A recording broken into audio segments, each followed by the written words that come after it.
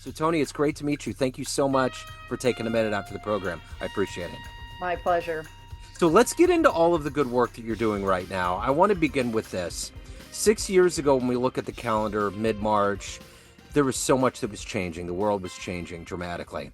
How did you get through that era, and how has it changed the way that you do things today? Yeah, I made a big change during COVID. I mean, first off, I would say that it was really hectic for all of us, but in particular, my role, my day job, I'm a general manager of a men's AA professional hockey team, and gathering thousands of people indoors amid a global pandemic was it was tricky for all, but especially in what I do for a living, it really turned it upside down. And so, how do you create stability with such instability? Yeah. And that was my goal. Like, how do I create stability with my team when I didn't know anything? And some of it was, we were all naive. Like, we could only get what we could get off the media, and how much of that is really true, who knows? Um, but it was uncertain. So how do I create stability? And one of the things I'm really good at is building culture with my team. And so it was keeping consistencies. Like, we're still going to have our daily huddle. We're just doing it virtually. And we're still going to meet for our front office meeting. We're just doing it virtually. And we had to get used to what virtual meant because we were dabbling in that, but it wasn't like we were the pros we are today. So a lot of that was creating stability. On the personal side, about 5 months into COVID or 4 months, I decided that I could use this time because we weren't playing, Yeah. but we were still working, but it looked a lot different. We were home for 15 months in Michigan, in the sports world. And so I decided I was going to work on my relationship with alcohol, and I decided to quit drinking.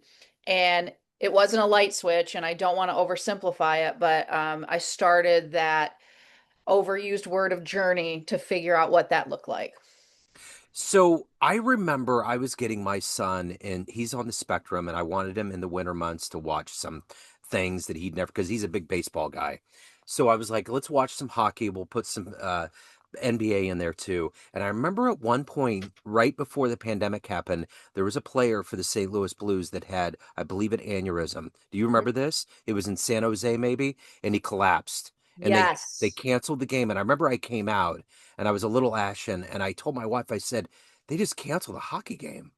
Like, because you never heard that before the No. pandemic.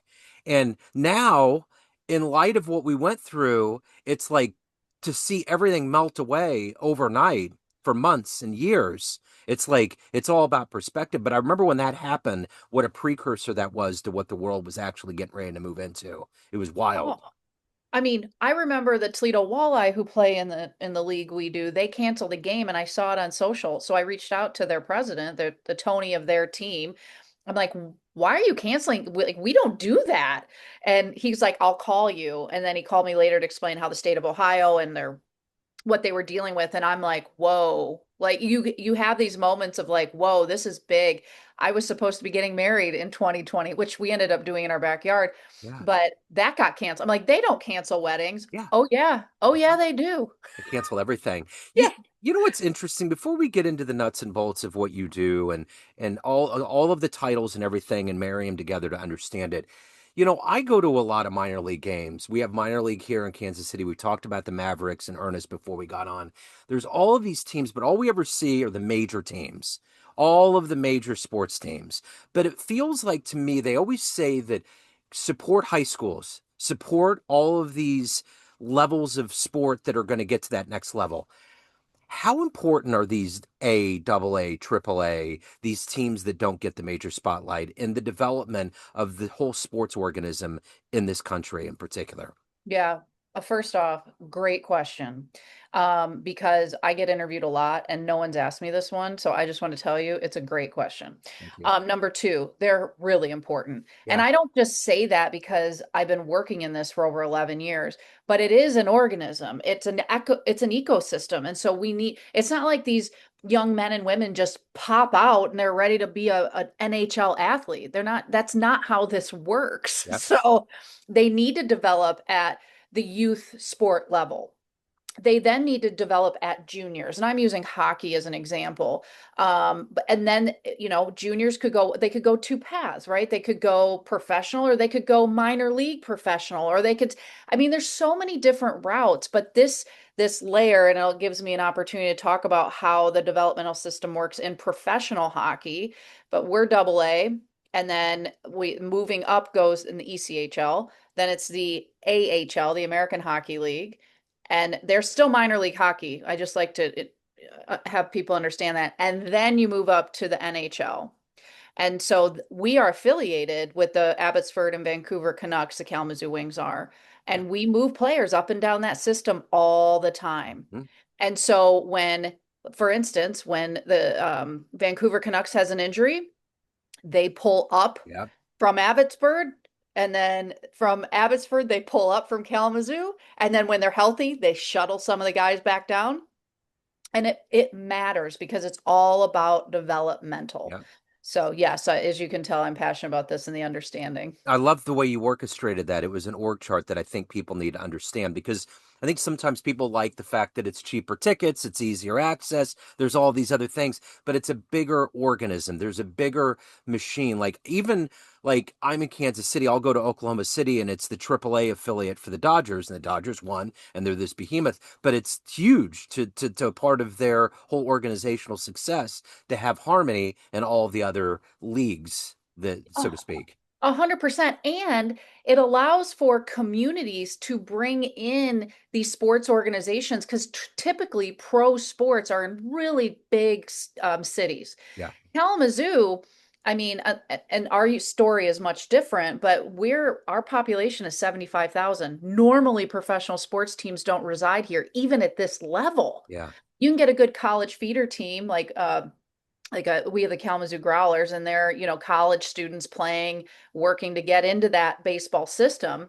But you usually don't see pro sports. But because we're privately owned, and they believed these families believe so much in having this in Kalamazoo, that it's allowed us to make the community stronger in that sense as well, create jobs, things of that nature. So it's both for the player and for the community.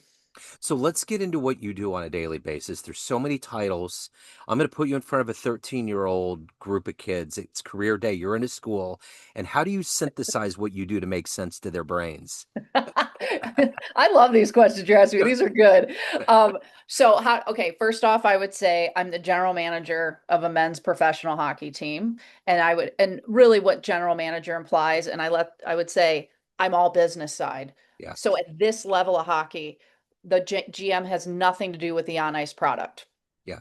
We're everything else. So sales, marketing, I would explain that.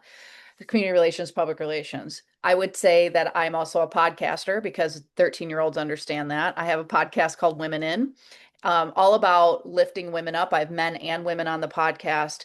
After working in a male dominated world for so long, I'm like, there's a space here to tell stories. So I've been doing that for nearly 2 years now. And then I'm an author. My book, Rebellious Success, went on pre-order March 13th.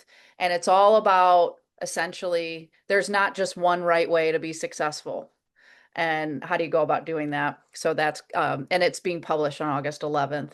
And then I have a conference called empowHER. So I'm someone that how do I explain this? I love challenges and I love to grow out.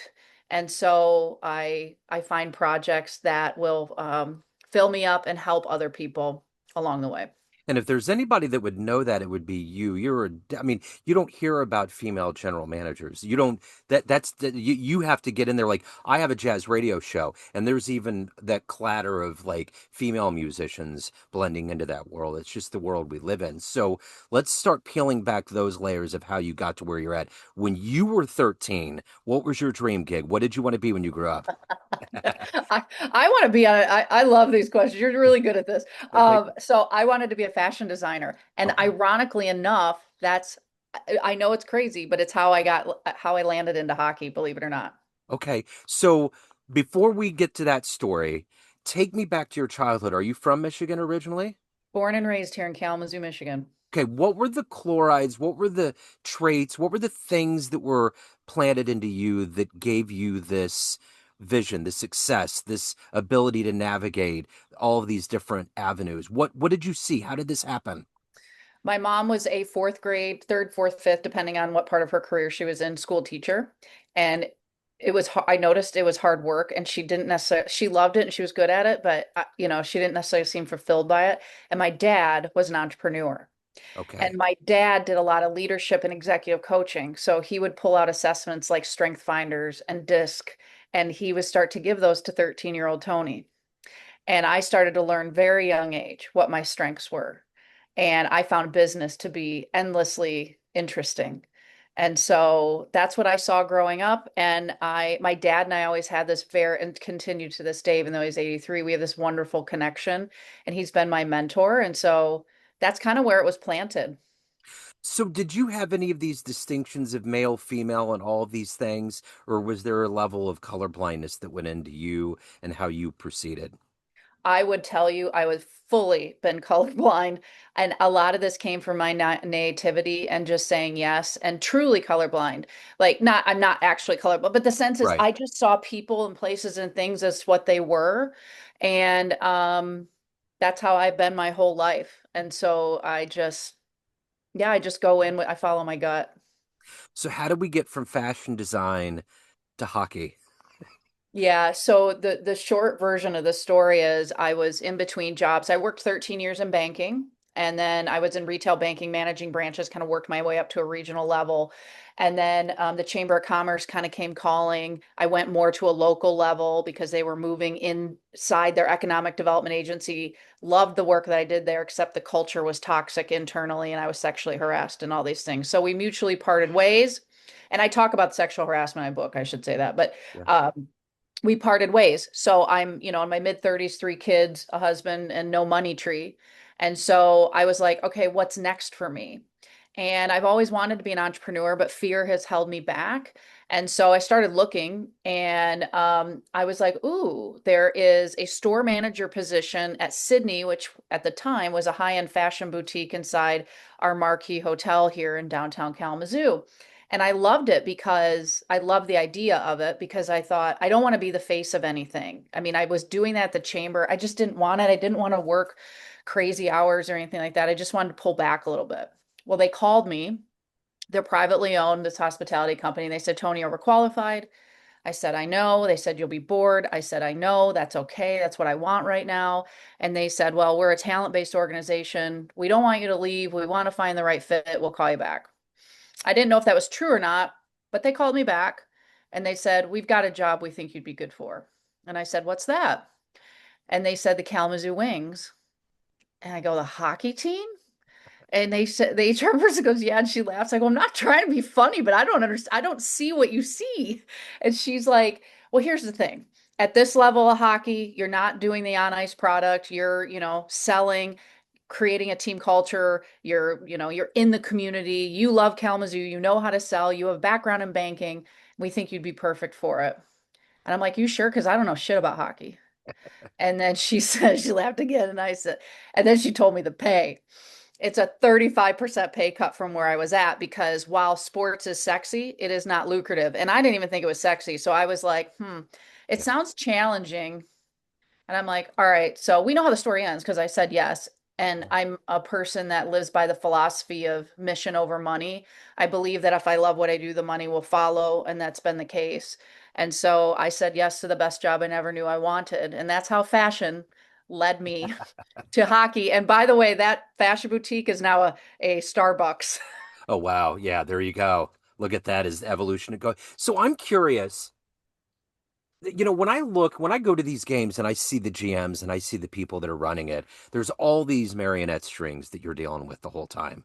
But on a base visceral level, how much fun is it to be involved in something that's so key to so many lives, to a community, to just well-being? There's a lot of good, I think, that comes from having a sport in your town. It is fun. And it's one of my leadership pillars. I have six leadership pillars that I've developed since my time there when I get asked about like, how did you turn it around? And number six is having fun. And if here's the thing, we are a small front office. There's 10 of us that work year round on this, but we're delivering fun and entertainment to the community. So if Hmm. we're not having fun, how are they going to have Uh, fun? yeah. So yeah, it's fun. Now there is stress, and I mean, but it's not. We're very keenly aware of what we do, and we are kind of in this la la land, this kind of fun place where people come to forget their troubles.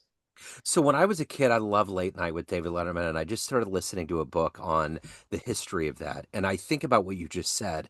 I'm getting into the early days of all of these writers and misfits and all these people, and Letterman was a goofball. Like all of them had this bone in them that just came out naturally on screen. It was all a natural extension, and it's totally true. It's just like in music. Like there's when people like dissect Charlie Parker and all these Miles Davis people, at the end of the day, there was a level of them that it was so good because that's who they were. They were the people that transmuted that audio into your eardrums and it came from their soul. And that's exactly what you feel. Like we go to an indoor soccer team. My son's on the spectrum and he's always loved this team called the Comets. It's where the Mavericks play. Hmm. So it's the indoor soccer team and I've seen these people for 10, 12, 13 years. I've taken Miles all these years. And they absolutely, I can tell, even though there's been personnel changes, that they love what they do, and it actually makes that environment electric. Yes. And that's what it is. It's about bringing smiles and laughter and, taking videos and pictures. And it's really about the experience. And that is where sports is heading. And not that this will be about AI. I mean, technology is what it is, but there's nothing that's going to replace that in-person Totally. experience of sport.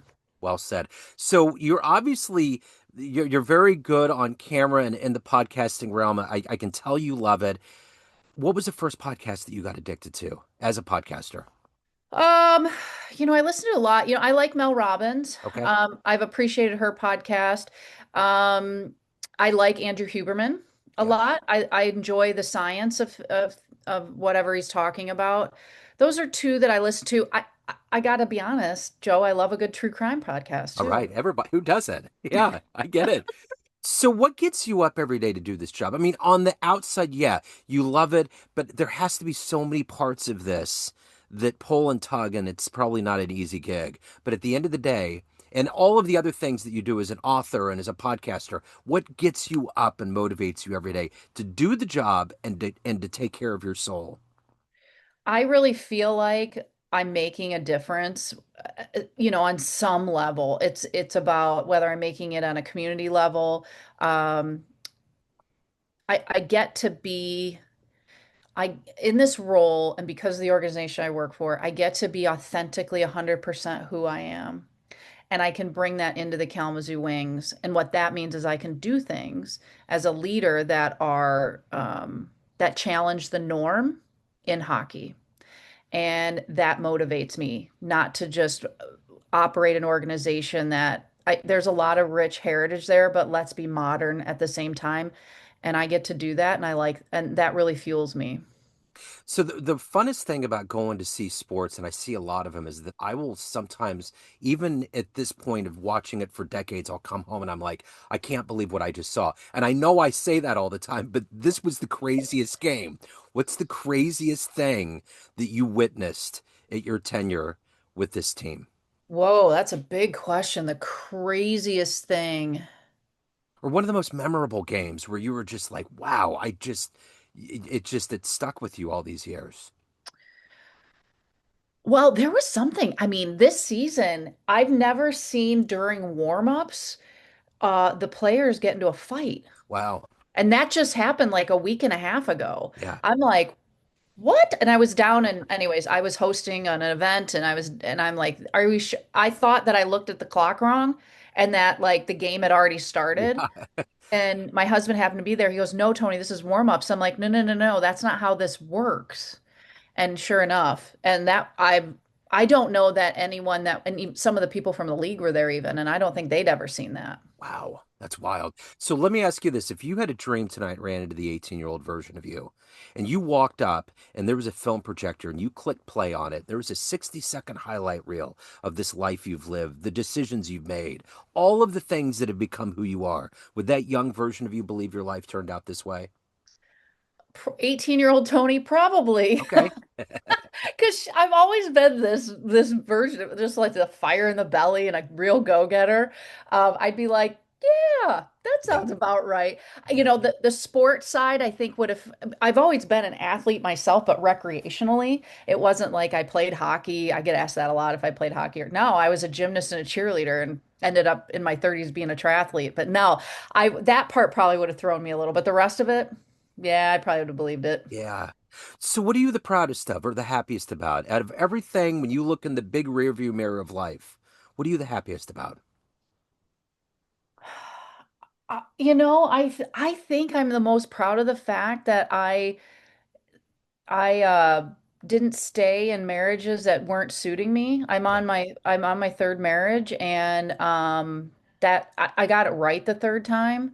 And I'm actually really proud that I didn't let stigma or shame or anything around like being 40 and getting married for a third time hold me back because that has really rooted me well um, into all these crazy goals I have for myself. And when you root for me, when you're rooting a good partnership like that, it helps.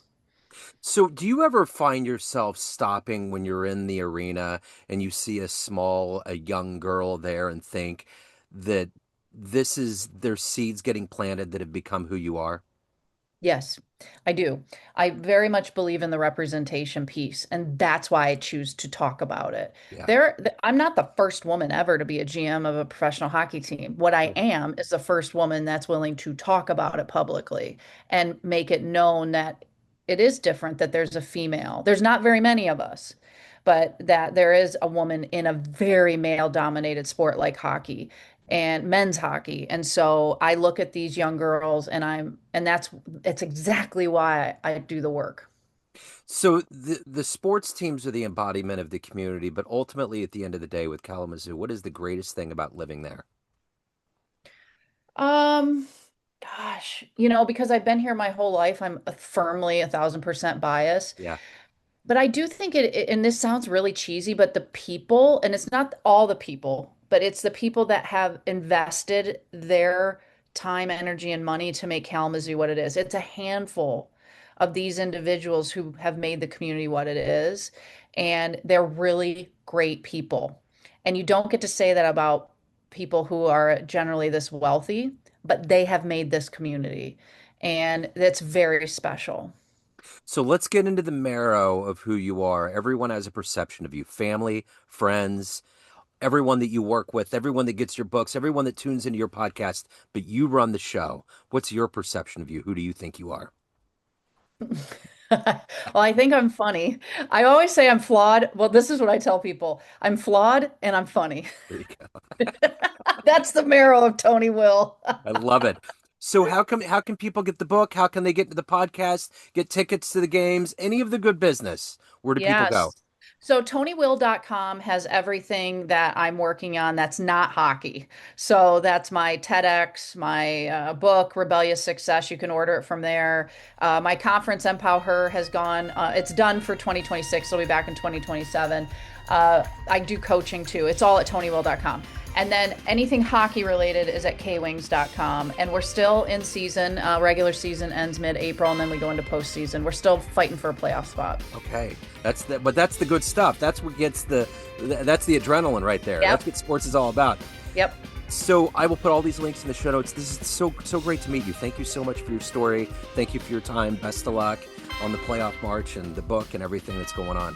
Thanks, Joe. Great to meet you too. Great Yes. question. Thank you so much.